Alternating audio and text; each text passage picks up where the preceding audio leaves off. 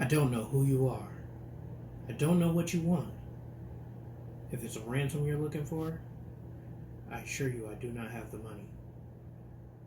But what I do have is a particular set of skills.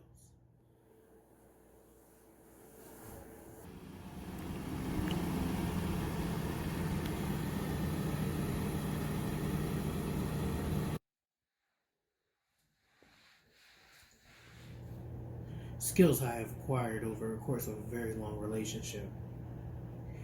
And if you bring my wife back now, that will be the end of it. But if you don't, I will find her. And I will bring her back. Hey everybody! Alright. How you doing? You guys probably are laughing at that one. That was funny. Okay. Don't we all feel like that at some point in our relationships though? I think for sure there's been times in our relationship where we felt like, you know, we lost our spouse. we didn't know who was next to us. We lost our spouse. Who was It, going on? it reminded me of a quote, or I actually at my bridal shower, people wrote on these little pages called Seeds of Love. They wrote little notes like advice for the bride to be. Mm-hmm. And my friend Janine actually wrote this one down. She said, remember that people change and sometimes it's necessary to relearn someone you already know. Mm-hmm. And that's exactly what we want to talk about today, about what to do when it feels like you don't know the person you're married to. Yes, because again, when you get into this relationship, you're thinking everything is great. You're searching for that happily ever after. And you get to that point where it's the wedding. You know, you're at the altar, you're saying your vows, it's beautiful, you know, y'all look beautiful, and then the I do's come, and then all of a sudden after that, you go to your little love nest after all that's said and done. And for me, when we got back to our love nest, it was definitely different. And it immediately changed, but it was still fun. Like, even though we got there, and of course, you got to change your clothes. Of course, you can't go. We had an after party, so we had to get ready for the after so we party. did a little after party, and we were getting changed. And I was like, but I noticed, like, the clothes came off, but then the hair came off, and the eyelashes came off. They were really uncomfortable. It was just like I was like, there's a whole different person that's here right now. That wasn't all that changed the first few days either, was it? I mean, no, it really wasn't. And I mean, listen, I was raised by my mama. My mama's a good soul food cooker, and I loved all that good stuff. But getting with this woman right here, it was very organic. I mean, I was eating whole wheat, whole grain, this, that, and the other.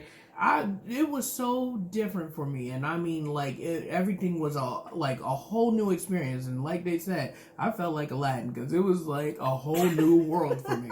So, yeah, it went on, but as we go on along in time, there was more changes, right? Yeah, there's always changes, right? The next big change in life for us was having a child. And oh my gosh, if you thought the change is finished after the wedding, just wait until you have your kid. I think even the way you think starts changing as a parent. You learn things about yourself, and then of course, just like I'm learning things about myself and growing in my, journey of mothering, my husband was also learning and changing too. So he went from being somebody, that was pretty laid back to he was like, no, the baby has to be on a schedule. Did he eat at this time? Did he drink? Yeah. He was very particular. Listen, the biggest thing that changed for me when we were taught, again, about the kids, when I was young, I was so carefree. I didn't care about safety, nothing. I see this precious little cargo, and I'm like, duct tape and bubble wrap everything, including the baby. Do not. And I'm like, it was so crazy. The things you thought, you were like, you're gonna be this laid back parent. It just changes you completely. It's just, it really does. Parenting does. And then there's so many other little nuances as a mother. If you face postpartum depression. You're like almost immediately a different person because depression is real and it happens to a large percentage of women that have children. And it's not only for the women too; it's for the men who are with these women. You have to, supporting somebody through depression is not easy. It's not an easy thing. So, and that's definitely a big change. And then of course your hormones, the hormones are the worst part. They go all over. They say that it takes 12 months for a woman's hormones to settle after giving birth to a child. So you're just like, honestly, like I've never been a crier or an emotional person, but like I'd be like sitting and watching a commercial and I'm like, that was so sad, and I'm crying, and my husband, my poor husband, is like, got the same what right now. happened? What is going on? What is going on? Oh, quick gosh. side note about changes. I remember before we had our son, my God. Pregnancy changes are real. Pregnancy changed her so much, like. She started wanting things that she never wanted before, and I remember Twizzler cravings. He didn't understand Twizzler, cravings. And I was like, she never eats Chef Twizzler. Boyardee. And I had to go get it, and I was like, he said, "I'll get it bad. tomorrow," and I cried. Yeah, Hormones are real. I thought I was in so much trouble, and it just was what it was. So, oh my God! Then there's the other changes in life, right? There's like the big life changes that you don't necessarily plan for. It's not necessarily as exciting as having a kid. Yeah. But it's still a really big thing. I think one of those kinds of changes for us was when you were in a car accident a couple years back. It was 3 years ago. It was back in 2017. I was on my way to work, and you got hit by a tractor trailer on I-95 in Connecticut. Yeah. And it was terrifying in the first place, but then there's the aftermath of like your body is hurting. And my husband was like Superman before this. I'm not even kidding you. This man worked for a moving company for a period of time, and he basically moved a whole gun safe, but independently. I mean, he's like super strong, and now, like seeing that he couldn't do the same things anymore, that, like if he moved furniture, then he was like hurting, his shoulders and his back was hurting. It was difficult to see those changes. Yeah, and at the same time, our biggest change came to our lives when Deb was diagnosed with Crohn's, and it was something that definitely resonated and definitely was a big change where, we were dealing, like I said, with depression, because she had to learn to cope with it. And it's like a grieving process for like you're grieving who you were before. And being who she was, like when we were together before all that, we used to be that adventurous kind of type of person where she would be that type of person where she'll go out anywhere. She'd be ready to just get going, be full of life. And now it's like, even though like now we've coped, but in the beginning it was, oh man, I think I was scared to do anything. Yeah, and the biggest thing was like, I don't want to. She was so scared to really be that person. Like, I need to have a bathroom in the vicinity. I was afraid to be alone. I didn't want to travel without my husband because I was afraid if something went wrong that I would be alone. And and that stopped her from like taking several trips and stuff like that, even for work relation or just personal relations, So I think the point here is that change comes in all shapes and sizes, especially in relationships. Yes. And I think that like there's a couple of things you can do, right? You can either say, geez, like, this first part of this video here, like, who the heck are you? What did you do with my wife? Or you can say, you know what? Let me figure out how we can get through this together. Because I guarantee you, your spouse is not the only one changing. You two are changing because we all change every single day. Yeah. And it's not just changing yourself physically, it's also your perception and what you're looking at, because you can find that some things you didn't like now you do like. Yes. But at the same time, the things that didn't bother you all of a sudden are your biggest pet peeves. So there's a lot of changes.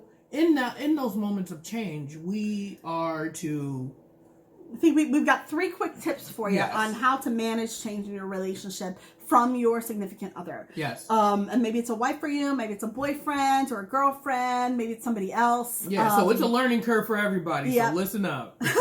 So the number one thing I think is to do exactly what the advice that person gave me at my bridal shower, which is accept change. People are going to change. It's a natural part of life. And the more we fight against change, the harder it gets to adapt. And what we need to do is adapt. That's the only way you make it through changes, is by adapting. So the first thing that's really big is to accept change. I think Brian was actually on this topic. We were thinking about this all week long, and he was thinking about a particular quote that came to mind. So I found this quote here, and it's by George Bernard Shaw, and he says, "Progress is impossible without change, and those who cannot change their minds cannot change anything."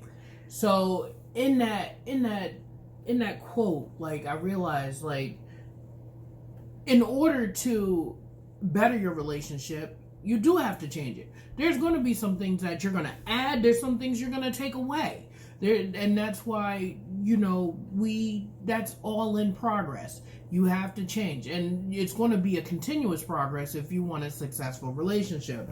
And the next thing that we're going to do, so first thing is accept change. The second thing is support the change. And that, I think, has a lot to do with that quote too. Because it's not just enough to say, okay, fine, things are going to change. You also have to support. For example, if Brian comes home one day and says, you know what, I really don't like how I'm feeling. I've changed. I've put on a couple pounds. Not that he has, honey. You have not put on a couple pounds. No, I might be lying. It's okay. I've also put on a couple pounds. But if he says, you know what, I really don't like the way I feel, my job is to support him in getting where he wants to be. So if he says, you know what, I'm going to go to the gym, guess what? I'm like kind of like a crazy support person. He's the kind of support I need, and I'm the kind of support he needs. So that works out.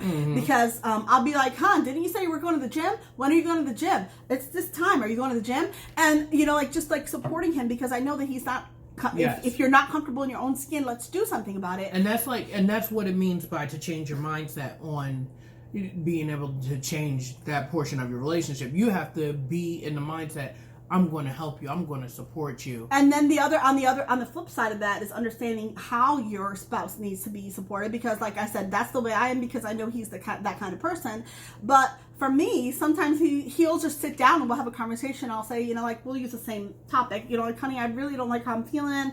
I don't, my jeans don't fit as nice as I would. Instead of saying, oh, come on, let's go to the gym, let's do this. He's saying, so what do you think you should do about that? And he helps me, because I'm the kind of person that has to come to conclusions for myself. It's her self-revelation. And so he helps me in that way. It's understanding that we're both two different people, and the way, just because he can handle a certain thing doesn't mean I can as well. And so we all process change differently, and we got to support each other in a different way. Yes. And then the last thing here is that when we accept that change is coming no matter what, and we support each other through those changes, what happens, instead of growing apart, which we hear a lot about in relationships, instead of growing apart, you can allow your love to grow together.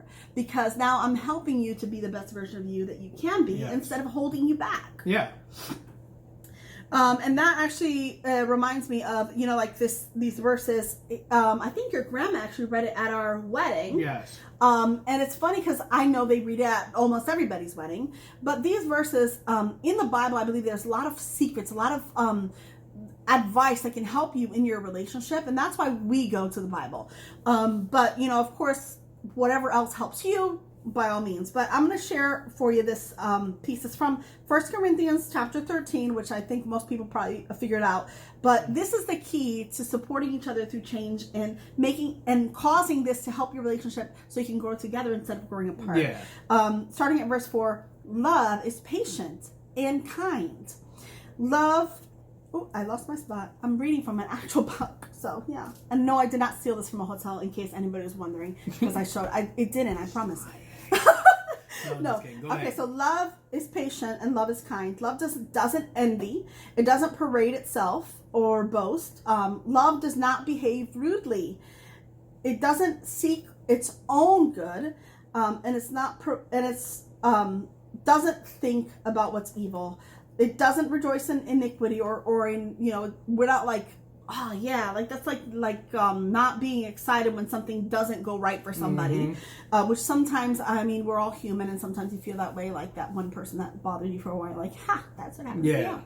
But love doesn't do that, so don't do that. Even if your spouse forgot a billion times to turn the stove off, don't be like, ha, that's what happened to you when they burn their finger. And then the last one here, verse 7, love bears all things, believes all things, hopes all things, and endures all things. And so basically and how we interpret it is that basically don't be selfish about it.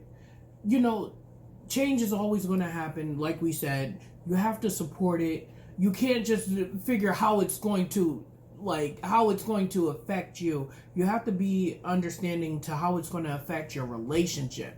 And that means that you have to think of the other person at the same time. Absolutely. There's a one quote that was said to us very early on, I think in our premarital counseling.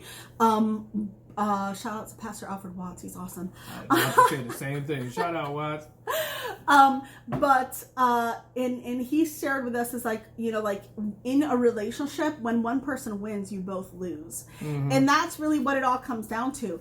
Change happens to everyone. The only way to win together is when you support each other, you love each other, you choose each other over yourself. So that means, you know what? It takes a while for me to get used to his new routine of going to the gym, or the fact that he aches a little bit more. But because I love him, I'm gonna find a way around that because I'm putting him first. Yeah. And vice versa. And I think that's one super quick example is when I was really in the thick of my depression and anxiety from Crohn's disease. I had actually planned a trip, and I was just like, I was kind of trying to get back out there, and I booked a flight to Florida with my son, just me and the boy. And I was like, yes, this is awesome. And the only reason I booked it by myself was because my husband was like, well, I couldn't get the time off. And so I'm like, well, I really want to see my aunt, and, you know, I'm going to try. And he's like, and I went back and forth for a few days with him, like, maybe I won't, maybe, you know, I'll just do something else. Maybe we can pay for her flight to come here, like all these crazy things. Yeah. And he's like, Deb, just go. Like, it's going to be okay. I'll drive you to the airport. I'll be here when you come back. Everything's going to be all right. And then as the date came closer, he was like, you know, he ended up getting the weekend off for some strange reason from work. And I was like, oh, great, I'll book you a flight right now. And I literally sat there ready to spend, like, I think $360 on a round trip ticket to Florida, which is absolutely insane because it's not that expensive. No. But he said, babe, it's like, don't do this. And I was like, no, but I'll feel better if you come with me. And he's like, you can do this. And he really empowered me. And that's the way that he was kind with me. And he supported me through a major change because I then was able to move on. And I think that's really what it's all about, guys. It's just like, be there for your significant other. Understand, first, they're going to change. The person you're marrying or sharing out home with or whatever you're doing with them today, 5 years, 5 minutes, 10 years down the line, they're not going to be the same person anymore. Basically, just understand, change is going to happen. Accept it. Secondly, support it. That's all. And you'll get through all those hard times, right? And that's how you love and grow together. Exactly. Okay. Bye, guys. Bye.